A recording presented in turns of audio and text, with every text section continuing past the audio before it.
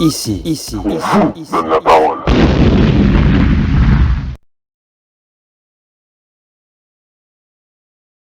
Bonjour à toutes et à toutes, bienvenue sur Artop, les artistes sont sympas. Alors, aujourd'hui, j'ai le plaisir de recevoir Sylvain Bastonero. Bastonero, voilà, Comme bastonné avec un O. voilà. Et Alexis, bonjour Alexis, Bonjour, enchanté. enchanté également.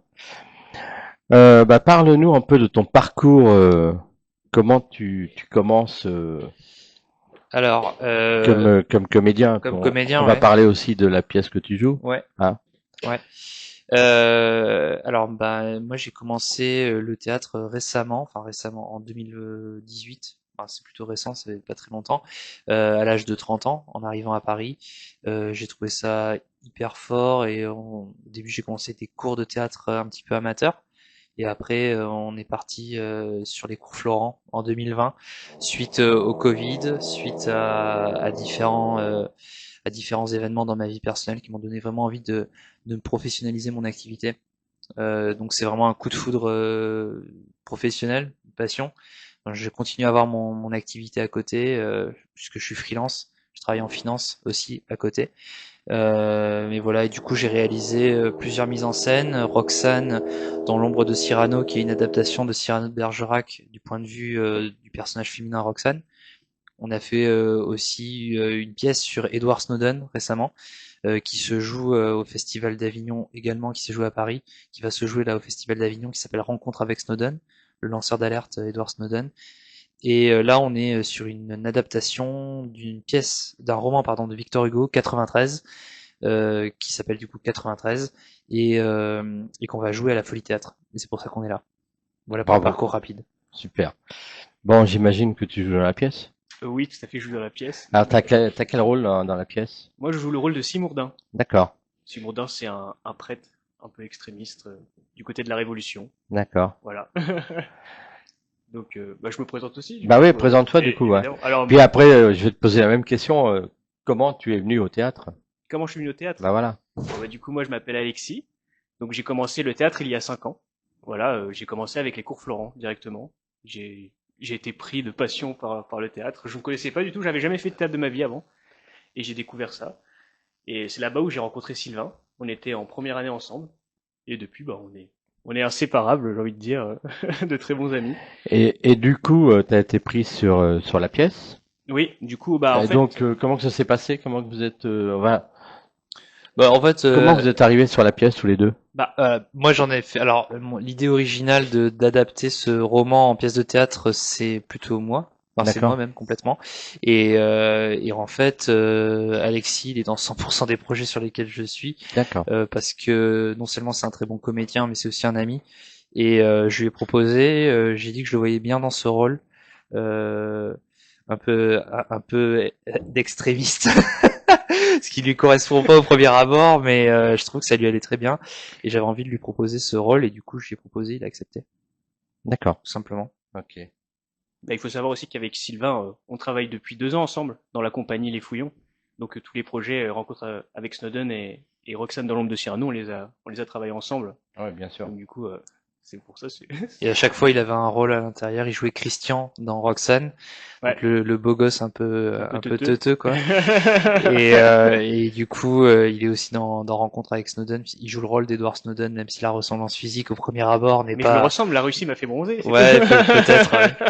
Il lui a bridé les yeux, mais à la base, il n'est pas forcément le personnage physiquement type, mais en tout cas, il incarne un super Edward Snowden dans la pièce, quoi. Alors, comment définis-tu ton domaine d'expertise au niveau du théâtre aujourd'hui? Moi, Ouais.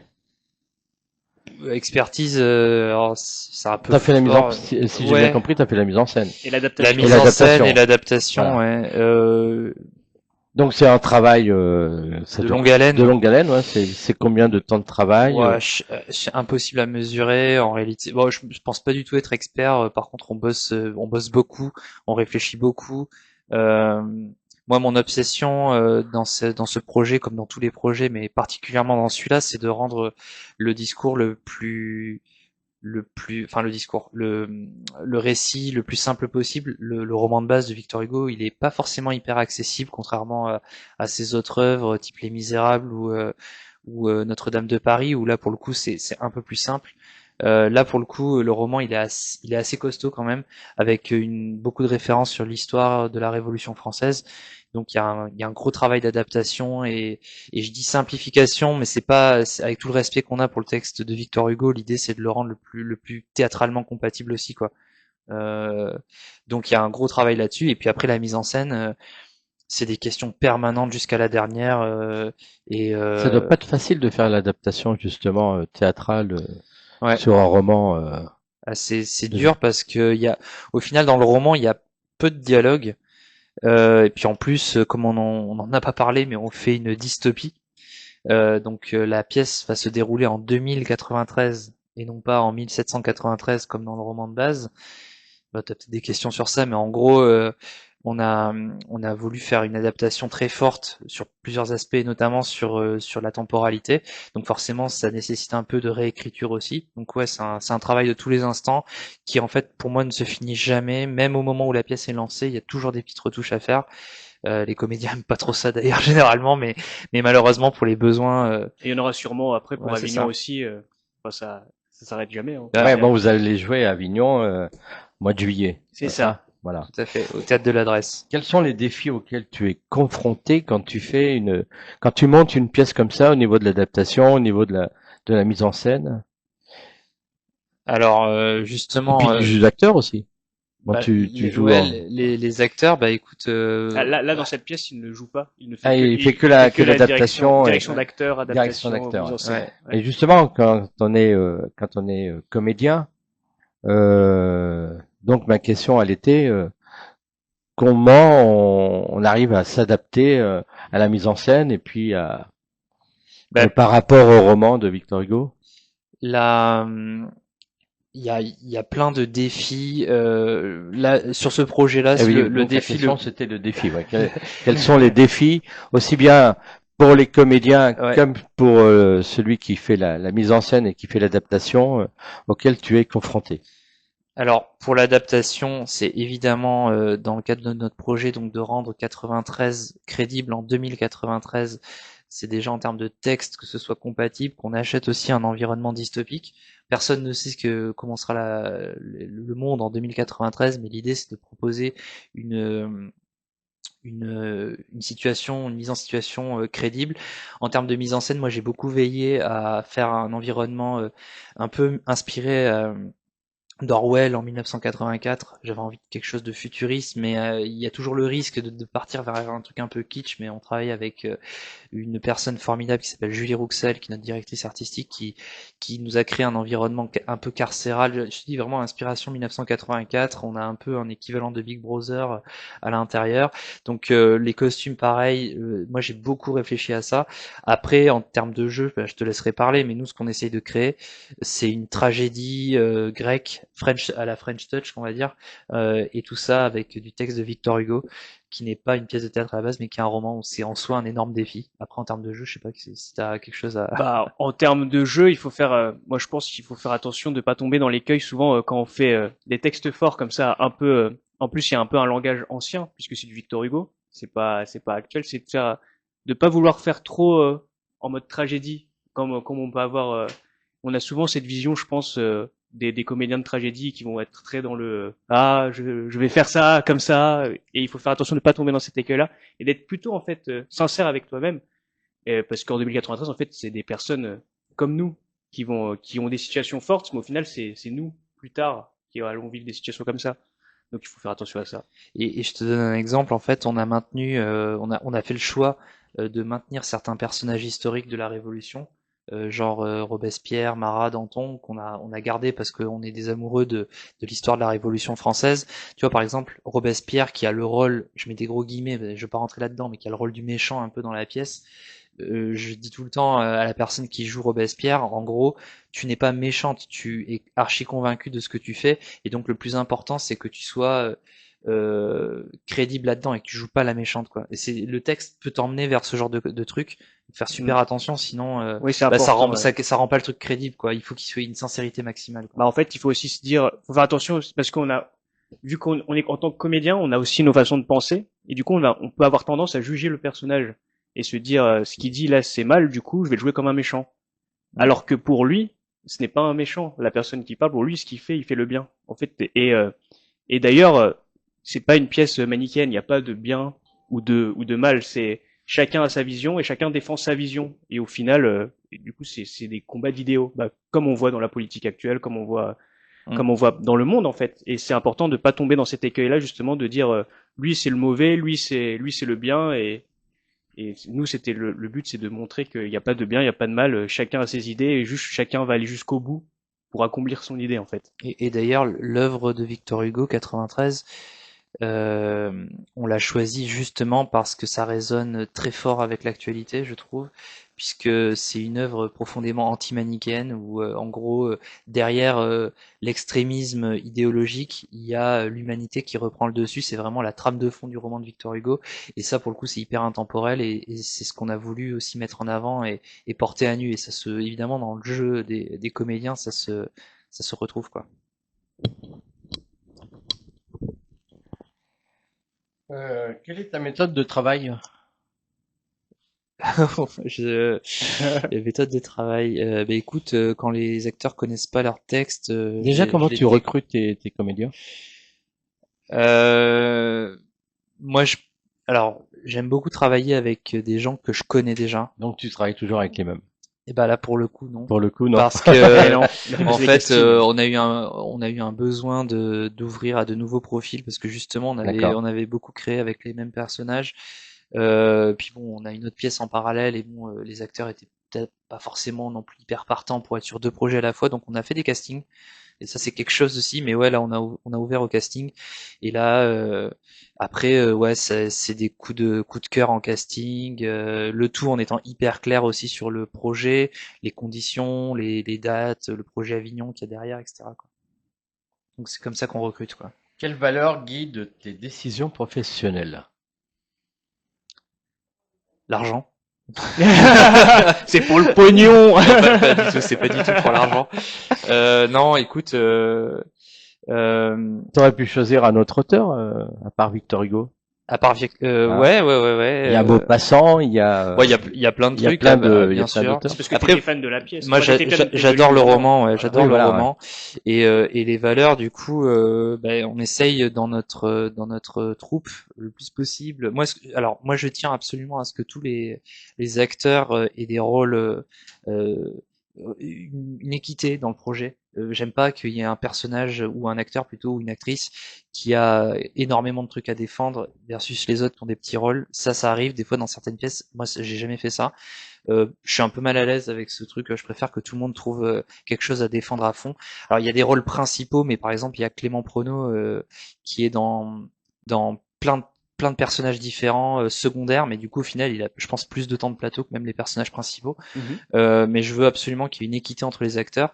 Et après, les valeurs, c'est le respect, l'écoute, et ouais, j'essaie d'être le plus humain possible en termes de direction et de. Enfin, je sais pas après si peut-être que c'est pas ce que tu vas dire toi, mais voilà. L'exigence aussi. Oui, C'est bien important. sûr, bien sûr. C'est super important. Bien ouais. sûr, l'exigence, évidemment. Quelles sont les qualités indispensables pour réussir aujourd'hui, dans la mise en scène ou en tant que comédien? Donc la question se pose pour les deux. Bah, je pense qu'en tant que comédien, moi, c'est le goût du travail, je pense. Vouloir vraiment aller jusqu'au bout des choses et ne pas s'arrêter, même si tu as des échecs, toujours se relever et continuer, te dire que ce qui te fait tomber, te rend plus fort et après tu continues et t'avances en fait. Pour moi, c'est comme ça que tu peux réussir à continuer en fait. Parce que c'est dur, mine de rien, Ouais. comédien. Il y a beaucoup de gens qui sont comédiens. C'est dur de se faire une place. Même nous, hein, on n'a pas, on commence, hein, on est. Non, mais c'est on est hyper début. dur, hein, Ah, c'est clair. très dur. C'est Ouais. très concurrentiel. Faut avoir les reins solides en fait. C'est ça. Faut y aller. Hein. Ouais. Et en fait, quand t'es comédien ou même quand t'es metteur en scène, alors quand t'es comédien, pour moi, il faut être à fond dans ce que tu fais. c'est-à-dire que tu dois faire ta proposition au travail, en casting notamment. Il faut pas y aller en mode tiède, faut pas avoir peur de balancer tout ce que t'as. Pour moi, c'est hyper important d'être à fond dans ce que tu fais. Enfin, pour moi, ça ne peut être que 100% voire plus. Ça peut pas être autre chose. Et en tant que metteur en scène, je trouve que, alors sur ce projet-là, 93, mais même sur Edward Snowden, la pièce sur Edward Snowden, Rencontre avec Snowden, qui est une pièce avec une affaire assez complexe d'espionnage au milieu, je trouve que ce qui est hyper important, c'est de systématiquement te mettre à la place du public. C'est pas évident parce que quand tu bosses sur une œuvre pendant des mois et des mois et des mois, des fois tu ne prends plus le recul nécessaire, mais c'est indispensable de tout le temps te mettre à la place du public et te re-questionner systématiquement pour arriver vers une. Encore une fois, quand je dis simplification, c'est pas, j'aime pas trop que les spectateurs arrivent et captent pas tous les détails, donc j'essaye de faire un truc le plus clair possible et le tout aussi sans tomber sur parce que les deux pièces ont des fonds politiques assez forts. Ce qui est important, faut jamais oublier que la politique, enfin les messages politiques, les gens s'en tamponnent, ils vont pas au théâtre pour voir ce genre de trucs, ils veulent voir des gens qui vivent sur scène, ils veulent voir des émotions, ils veulent voir des histoires d'amour, des histoires d'amitié, des drames, etc. Mais ça doit toujours servir de trame de fond et ça doit jamais être le au devant de la scène. Sinon, si tu fais ça, à mon avis, tu fais une connerie parce qu'encore une fois, alors après. Il y a sûrement des gens qui sont intéressés que par ça, mais en tout cas, moi, je mets en priorité la volonté de distraire les gens, de leur raconter des histoires sans les moraliser, mais avec du fond, parce qu'on peut le faire avec tout ça, quoi. Oui, c'est ça, quand tu vas au théâtre, tu veux pas ressortir et te dire, il m'a donné une leçon de vie. Ouais. Tu veux ressortir tu vas réfléchir forcément parce que nos pièces mènent à réfléchir, mais à réfléchir par toi-même. C'est pas nous qui allons dire, tu vois, ça c'est mal, ça c'est bien, donc alors toi ne fais pas le mal, en gros, fais pas ce qu'on a montré. Le spectateur va réfléchir à lui-même selon ce qu'il a compris. Puis il va vivre des histoires, c'est Exactement. ça le plus important. Ouais. Expérience professionnelle, quel a été ton plus gros succès? Ça, j'en sais rien. T'as toujours fait du théâtre? Bah non, depuis pas très longtemps, depuis 2020. Après, Avant, c'était plutôt cinéma, télévision? non, rien du tout, moi. Non, rien du tout. Non, non. Le théâtre, pour C'était moi, les cours? Les cours, Ouais, bah les cours de théâtre en 2018, mais en Ouais. gros, pour moi, le théâtre, d'ailleurs, j'aime pas trop ça. C'est connoté un peu art bourgeois, truc comme ça. Et donc, en fait, moi, n'étant pas d'un milieu bourgeois du tout, je voyais toujours ça un peu avec de la distance, en mode, c'est un truc de vieux slash bourgeois, machin. Et en fait, quand tu te plonges dedans, bah, c'est juste extraordinaire. Et du coup, bah notre plus grand échec, pardon, notre plus grand succès, l'échec on en a pas eu, mais non, notre plus grand succès, c'est à chaque fois proposer, je trouve, une pièce encore plus forte à chaque fois. Adapter Cyrano de Bergerac sous l'angle de Roxane, le tout dans les années 40, c'était un sacré défi et je crois qu'on l'avait plutôt bien réussi. Ouais. Rencontre avec Snowden, c'est pareil, la pièce s'est jouée sur 2 saisons, on va la jouer à Avignon, ça va être incroyable. C'est une pièce qui marche très fort, qui est hyper d'actualité aussi, avec toutes les histoires d'espionnage qu'on peut entendre, les tensions avec les États-Unis, etc. Ça sonne vraiment en plein dedans. Et puis là, l'adaptation de Victor Hugo, en soi, je pense que ça va être exceptionnel aussi. Oui. Et voilà, c'est notre succès de toujours pouvoir recréer quelque chose avec de plus en plus de force à chaque fois. Oui, ce qui est bien aussi, c'est que on ne se repose pas sur nos lauriers. Par exemple, on améliore vraiment à chaque fois chaque pièce et on passe à un cran au-dessus. Par exemple, le Roxane, on a commencé vraiment, on était avec, pardonnez-moi l'expression, mais avec notre bite et notre couteau, quoi, sans rien, pas d'argent. On a monté la pièce, les décors, on les a fait, c'était fait main. Je crois qu'on n'avait pas le couteau même. Ouais, on avait rien. On était à poil presque. On avait presque pas de costume. Et au fur et à mesure, on s'entoure de personnes qui sont compétents dans d'autres parties, parce que aussi l'erreur qu'on peut avoir, c'est de vouloir tout gérer, même quand c'est pas notre métier. Par exemple, la scénographie, les costumes et tout, on a tendance à vouloir tout contrôler. Et là, mais sauf que là, on commence à s'entourer vraiment de gens dont c'est leur métier. Donc du coup, forcément, les pièces sont beaucoup plus impactantes, vont être beaucoup plus impactantes, et tout sera beaucoup mieux. Chacun est vraiment dans son pôle, et chacun fait excel dans le milieu où il est. Et c'est ça, moi, je pense, le plus gros succès de la compagnie et de la troupe, c'est que chaque projet, on step up de petit à petit. Tout l'investissement monétaire est de mieux en mieux, le projet artistiquement est de mieux en mieux, la mise en scène, même les acteurs, on s'améliore. Forcément, plus on joue, plus on est mieux, plus on est meilleur, Lui, à la mise en scène, plus il met en scène, mieux il sait diriger les acteurs, mieux il comprend.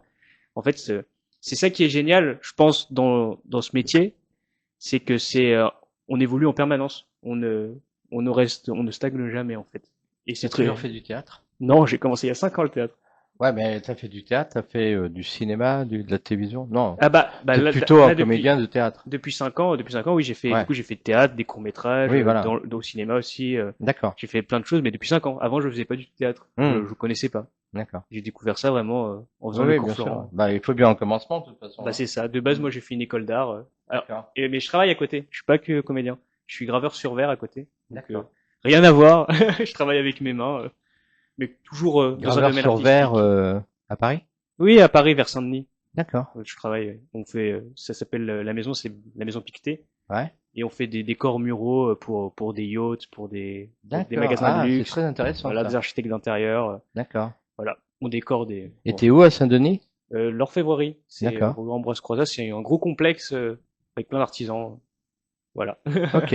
Ah, tiens, tu me donneras l'adresse, moi, j'irai faire un petit tour. Ça Ah bah m'intéresse de oui, voir un peu le travail. On répète là-bas en plus. C'est oui. très... Ah, On On, répète on là-bas. répète là-bas, la scénographie va être construite d'accord. là-bas, Ah ouais. les Ok. sièges Mais costumes sont là-bas, c'est un peu moi, je notre suis pas centre. très loin de Saint-Denis, donc je Voilà. viendrai faire un tour.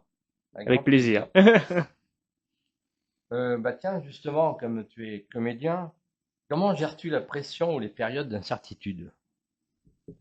Alors, moi, je suis un comédien un peu particulier parce que c'est vrai que je me mets pas beaucoup la pression en soi. Ouais. Et d'ailleurs, il me le reproche des fois, le metteur en scène. Je suis un peu, en fait, moi, ma vision des choses, c'est pas que je mets pas de pression, parce que si je me mets de la pression quand même, mais pour moi, quand c'est calé, eh ben, je me mets pas de pression quand c'est calé. Je me mets toujours la pression quand, pour moi, c'est pas calé. Par exemple, si je connais pas mon texte, si je sais pas ce que je dois faire, Si tu oublies ton texte. si j'oublie mon texte, je me mets la pression. Mais sinon, quand tout est calé et que je sais ce que j'ai à faire, et ben j'y vais, en fait, c'est tout. Hmm. Et je m'amuse énormément à faire ce que je fais, et je propose, je fais des Alors, y choses. a-t-il une rencontre ou une personne qui t'a particulièrement influencé dans ton parcours? Au théâtre? Ouais. Pas dans ton parcours en général. Oui, il y en a une qui m'a vraiment donné le goût du théâtre. C'est Tom de Lierville, qui est un comédien qui a son école de théâtre dans le 10e arrondissement, qui s'appelle les Ateliers Comédie, qui a été mon prof de théâtre, qui est un ami, et qui m'a donné le goût du texte, le goût du théâtre. On avait fait un cours, c'était encore en amateur entre guillemets, mais lui il prenait ça déjà de manière très professionnelle et très engagée sur Molière. Moi il m'a fait enfin Molière on connaît tous, mais on a bossé beaucoup de textes de Molière et moi j'avais adoré bosser avec lui.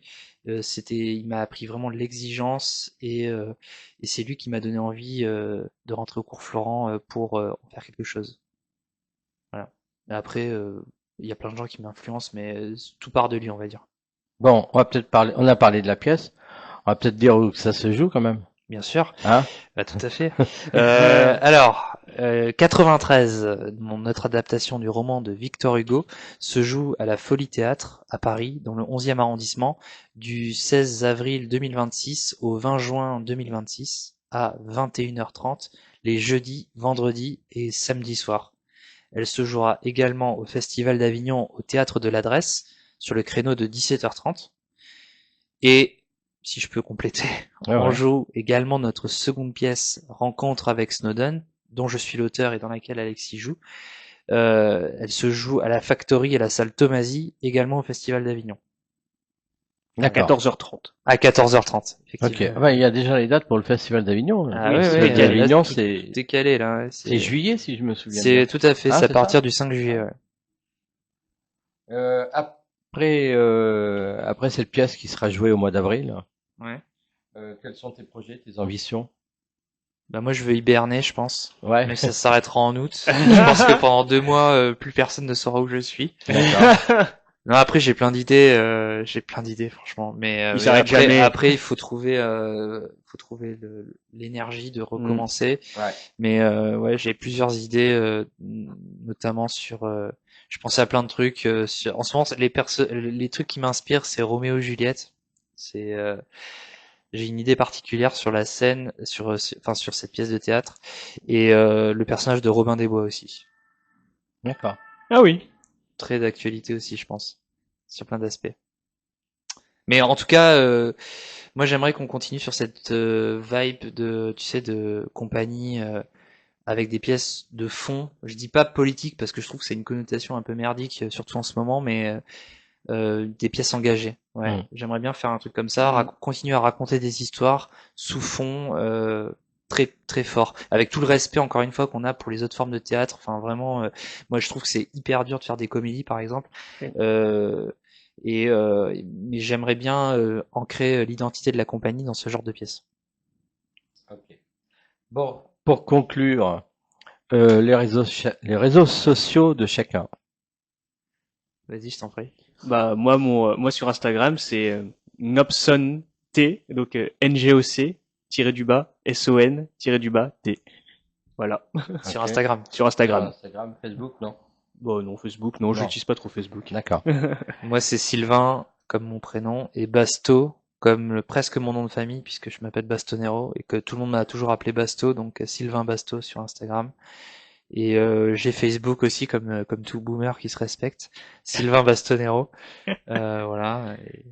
Et on a aussi l'Instagram de la compagnie qui s'appelle donc la compagnie s'appelle Les Fouillons, comme je fouille, tu fouilles, etc. Fouillons. Les fouillons. CIE comme compagnie tiré du bas les tiré du bas Fouillons. Ouais. Voilà, Ok. sur Instagram. D'accord. Et pour finir, si tu avais des conseils à donner à quelqu'un qui veut faire de la mise en scène, tu lui dirais quoi?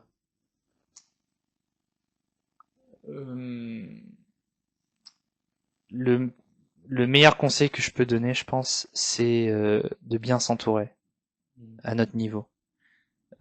À n'importe quel niveau, je pense. Mais en fait, comme pour les structures les plus modestes, même si ce qu'on propose est vraiment un rendu qualitatif excellent pour le coup, et je veux surtout pas dénigrer la structure en disant ça, mais l'entourage, c'est ce qui est de plus important. Si t'es entouré, en fait, c'est pas par rapport à Alexis que je dis ça, hein, mais c'est pas parce que t'as les meilleurs autour de toi que ça va forcément être un carton. Ce qui est le plus important, c'est que tu bosses avec des gens de confiance. Si possible, tes amis, comme c'est le cas entre Alex et moi, mais c'est le cas aussi avec tous les gens de la troupe. L'entourage est hyper important parce qu'il y a des moments de tempête importante. C'est un peu comme être sur un bateau. T'as intérêt à être solidaire parce que ça secoue, mais à la fin, le voyage est beau. Quelle conclusion! Merci beaucoup. Magnifique. Super, à la fin, bien. Ouais. Magnifique. Merci beaucoup à tous les deux d'être passés sur Artop. Mais merci à toi. Merci à toi. Ouais. Merci. Et puis nous, on se dit à la semaine prochaine. Je vous souhaite un bon week-end et je vous dis bye bye. Salut.